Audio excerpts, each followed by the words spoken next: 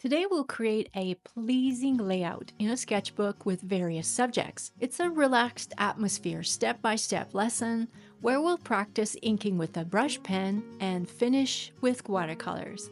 Our theme is summer nature and the style is whimsical. For tools and materials, you'll want a pencil and eraser, preferably a kneaded eraser. A brush pen, make sure it's waterproof or water resistant when dry. A sketchbook, ideally a smooth cold pressed paper for mixed media. I'll also be using watercolor pigments and brushes, but of course use the materials you have on hand. I'll get more into the tools I'm using as we draw along.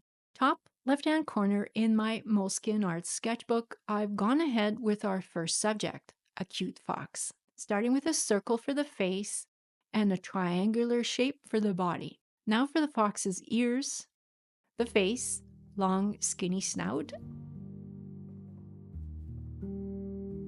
almond-shaped eyes.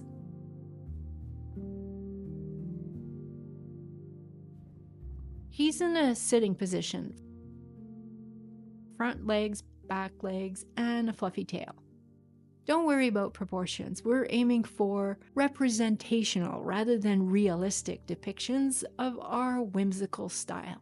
Once you have the rough shape of your fox, lift off some of the finding lines with your kneaded eraser. Just press down on the drawing with the eraser until the lines are very light. Now go over the lines you like. Continue to refine the sketch until you're happy with your fox. I'm using a technical pencil because I like the balance of it in my hand. I prefer an H lead to sketch for these types of projects because it's less prone to dent the paper or leave residue on the surface.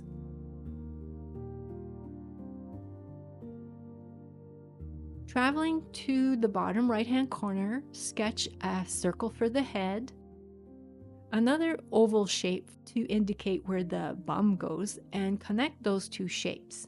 Our creature is in a sideways crouching position, adding ears, a face, front legs. It's a rough guide of what is it? Hello, raccoon! We clean the rough lines with the kneaded eraser first so that we can better refine the sketch.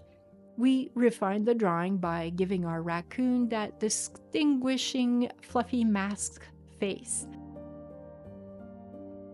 Long-fingered paws, hunched body, and a striped tail. Start with an egg shape to establish the face.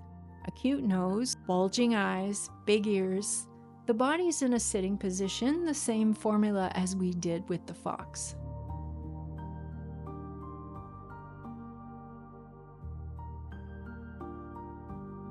Refine the shape until you're happy with the way your creature looks.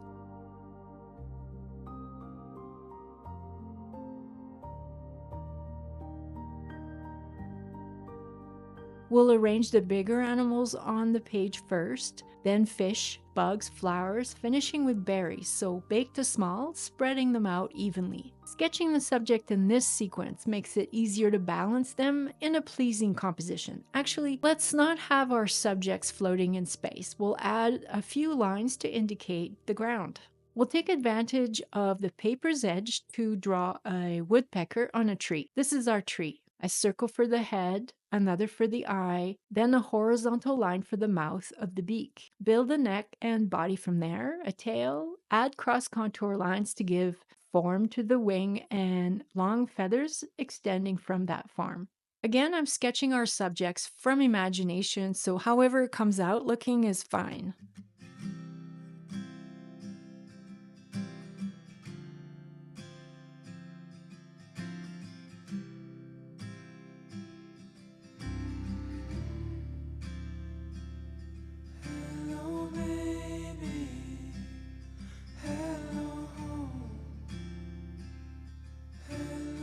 Finishing with an indication of bark on this tree.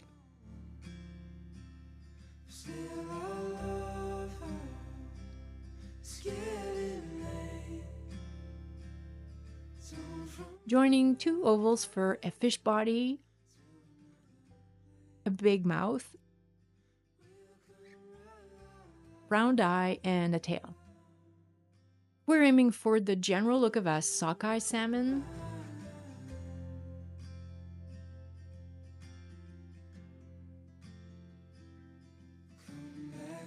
Refining details on our second pass here.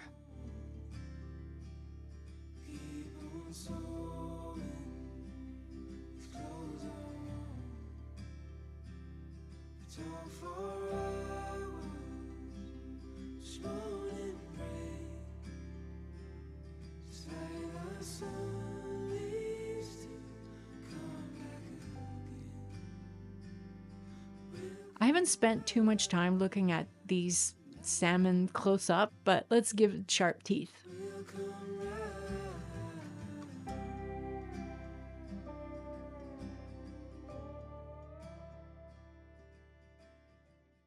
It makes sense to have a seagull next. Good spot for it here.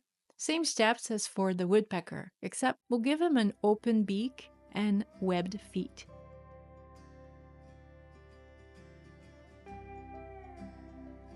Again, we refine the shape and details on the second pass.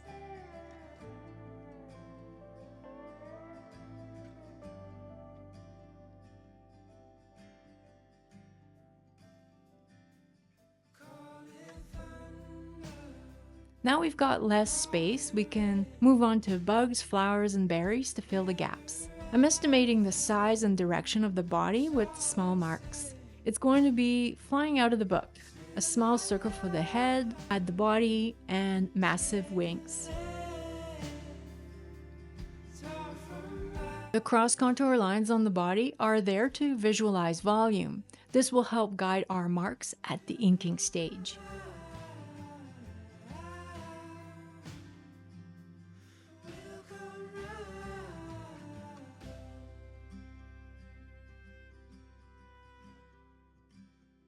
We'll give its wings some detailing. It should probably have legs, but that looks good for now. We'll do legs on the next bug.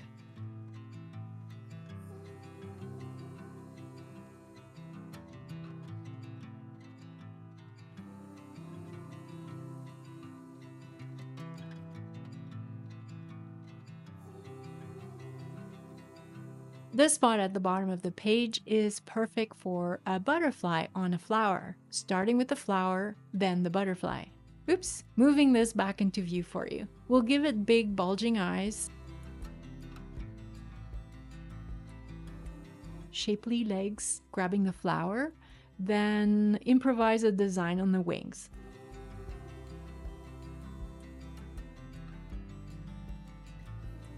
Note that the wings overlap the body. We're running out of space, but here we'll put a giant pansy with lots of leaves. For the flower, I overlap the petals stemming from the center.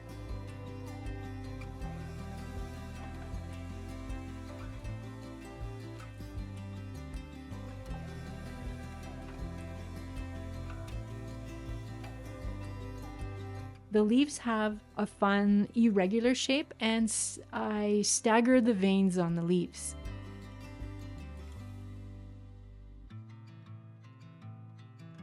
Again, I'm paying attention to the overlaps. These help create a sense of depth. Pay attention to how you're using the space and make adjustments as needed to visually balance as you add subjects. 3 circles for cherries, still attached to the stem.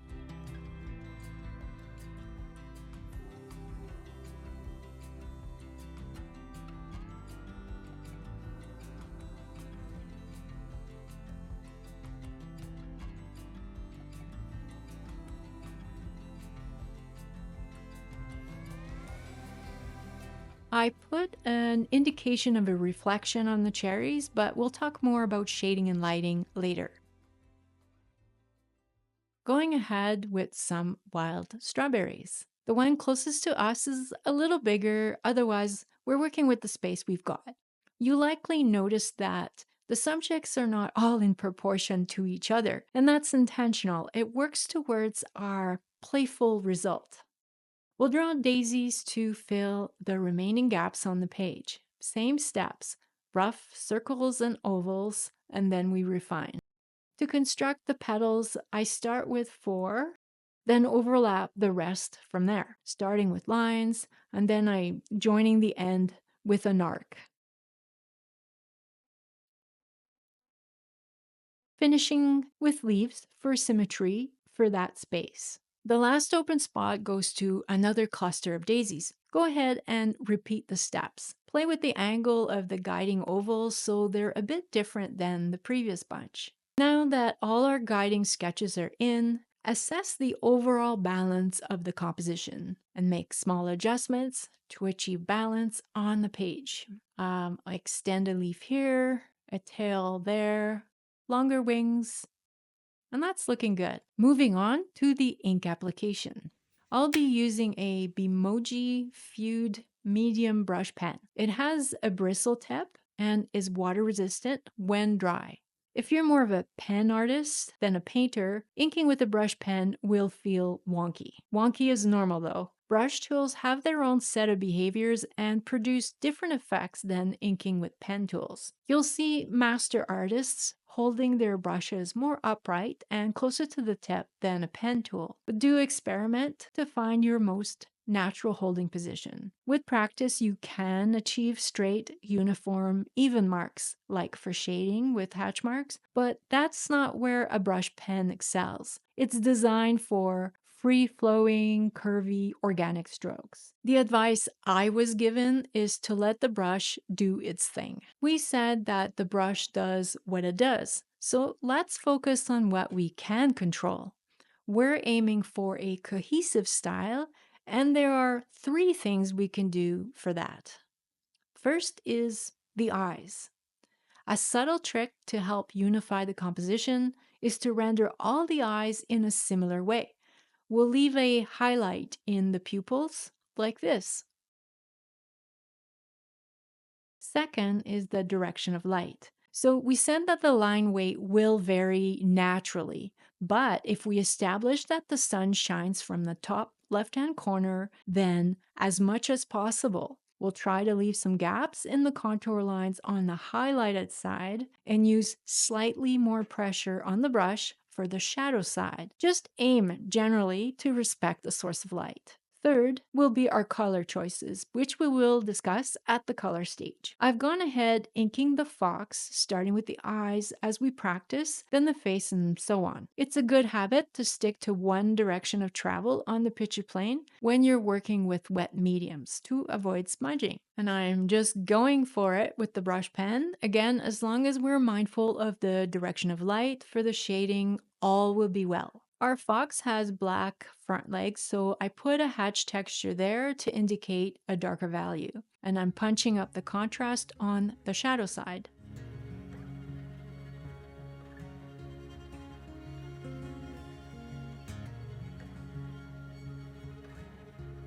I'm inking the dragonfly on the same principles, starting with the eye and face, delicate strokes on the sunny side, and more pressure on the brush for the shadow side.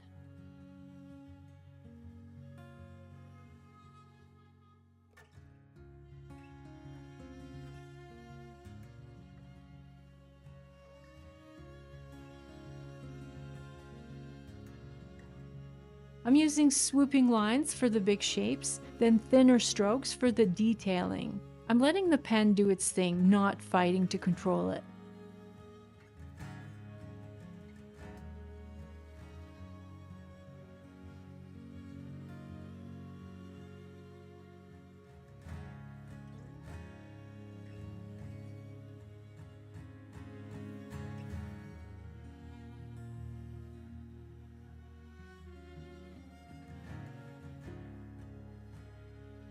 Continue to travel left to right on the picture plane unless you're left-handed, then you'd reverse the direction of travel.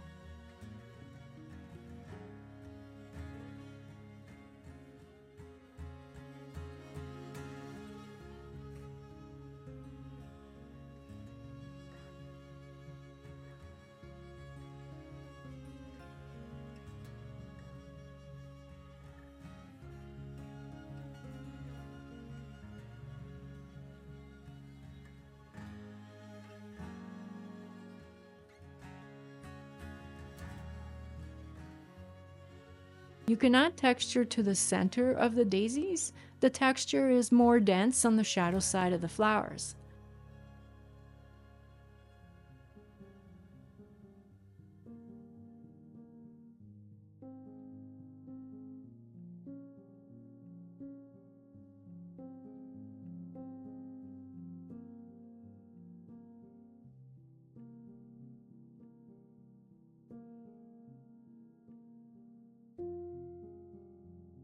While this design is fresh on my mind, I'll swoop back down to the other set of daisies and ink those next.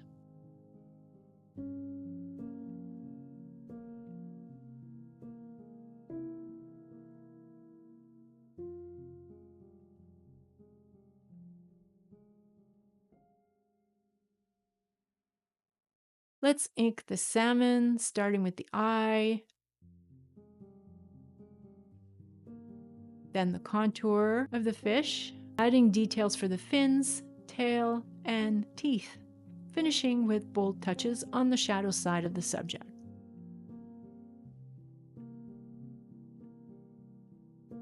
The eyes on the hair are at a straight angle, but we can still get the same effect with highlights in the pupils.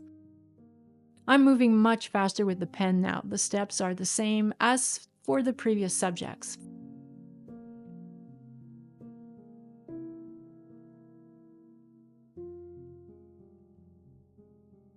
Finishing with bold touches.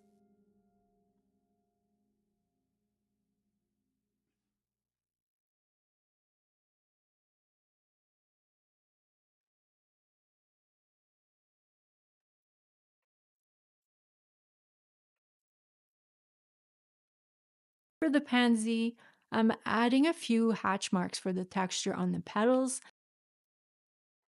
and for the cast shadows below the flower on the stem, and for the leaf that's halfway tucked behind.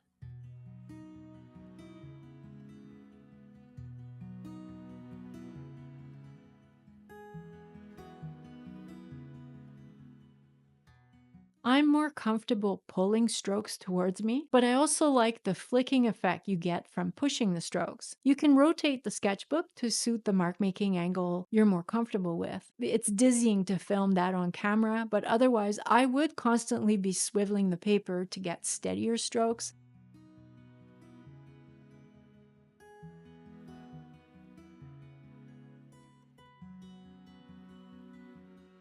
But it's great practice to draw from any angle, really. Here I got distracted by the tree bark and forgot to ink one of the talons of our woodpecker here, in case you notice later as we move past it and onto the butterfly.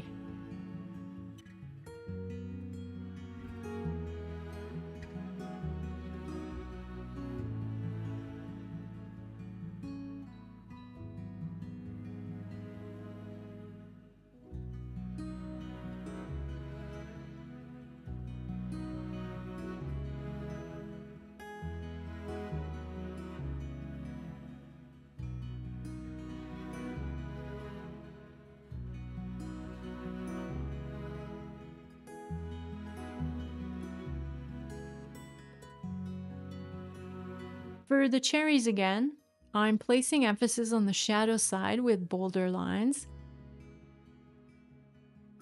I've gone ahead with squiggles to indicate a reflective texture.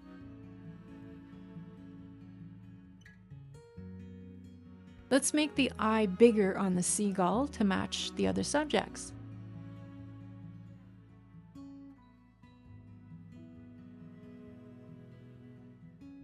A little bit of hatching for the darker values and on to the wild strawberries.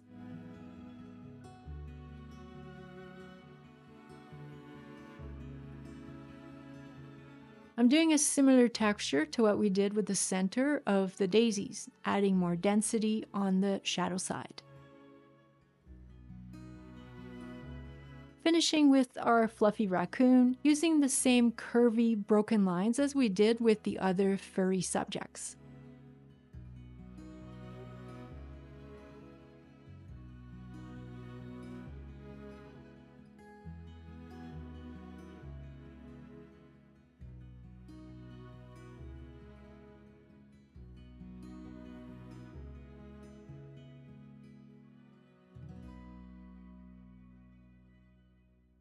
We're done with the ink application. This video is foreshadowing for this year's upcoming Inktober. I'll probably do my prompts in a similar method. I hope you'll join me for the challenge this coming September. Now that we've erased the remaining pencil lines, we can start the color application. I'm using a couple of round watercolor brushes and one of the basic travel palettes from Winsor & Newton. The brushes are number 4 and 6. If you're wondering whether you could have used the same brushes for the ink application and watercolor, the short answer is yes. The long answer is I prefer to dedicate a brush set to each medium, mostly because ink never seems to completely leave the bristles and it can get into your colors. Remember that the supplies and other helpful resources are linked in the description below, including the companion blog post for this lesson.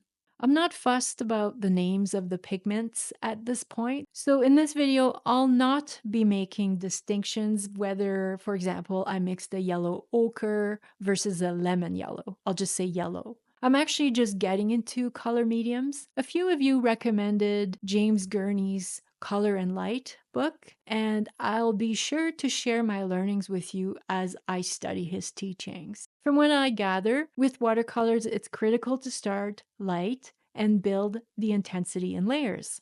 It's the same fundamentals as with pen and ink, where tonal values are built gradually. It's essential not to have too much contrast right at the onset. I mentioned earlier that the third thing we have control over in the composition is our color unity. To achieve this effect, I'm using various tints of the same color on multiple subjects. You can either water down the color or mix the hue with a white or dark pigment.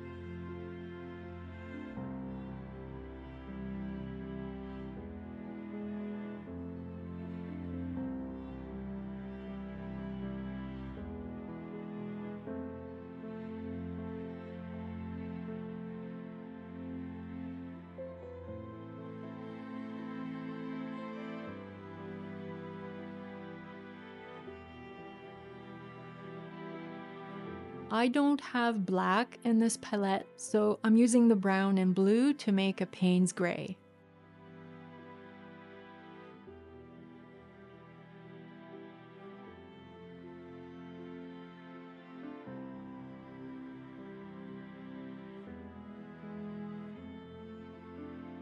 Our raccoon has stripes. My first pass here is dry on dry, but for this one, wet on wet is blending much more nicely. These pigments are easy to revisit when they're dry. It's much different than working with ink. You get a second chance, a third chance with watercolor. While I've got grays and browns on my palette, I work my way over to the other subjects to tie in the color scheme.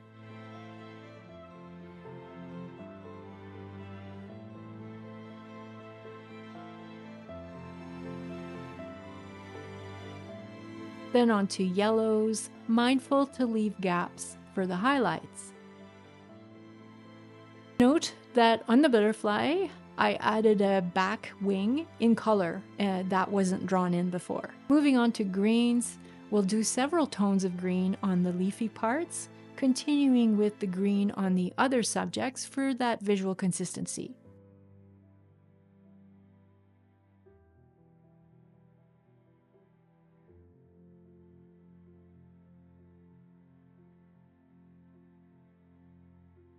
And continuing on to play with that, adding texture on the salmon.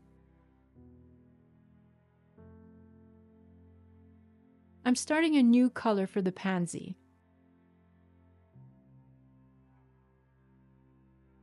Then working that color into the other subjects. That shade of purple works well for shadow areas as well. So I'm treating it as a mid-tone or a shadow layer for some of the elements where that looks good.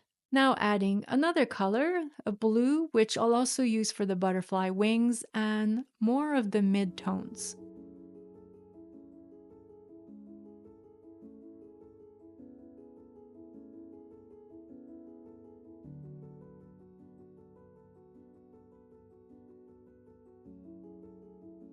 With this brighter green, now I'm working the highlights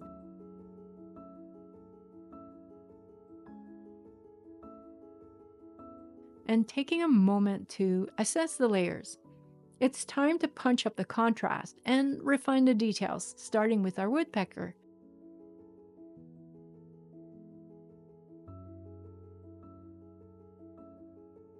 Then carrying that red through. Next, let's brighten up our fox. Using that orange as the base will give our subjects golden brown eyes.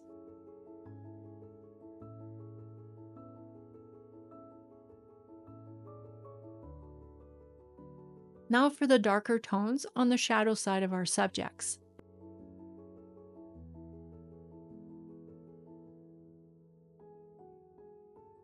And finally, we'll tie everything in with the warm gray for the background.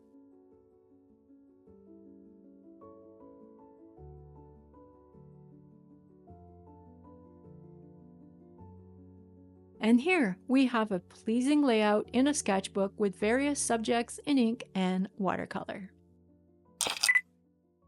Just quickly, the main steps were a rough sketch to establish the big shapes. We used a kneaded eraser to lighten the graphite, then refining the drawing. We started with the bigger subjects on the page, then we filled the gaps with smaller subjects like the berries.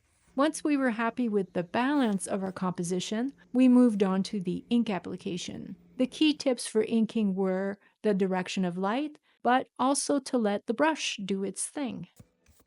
In the last stage of our project, we continued to unify the composition with the distribution of color, ensuring a pleasing visual balance. Remember, again, the supplies are linked in the description. I hope that you enjoyed this summer-themed sketching video. Give it a like if you did, subscribe for more, and I'll see you on the next one.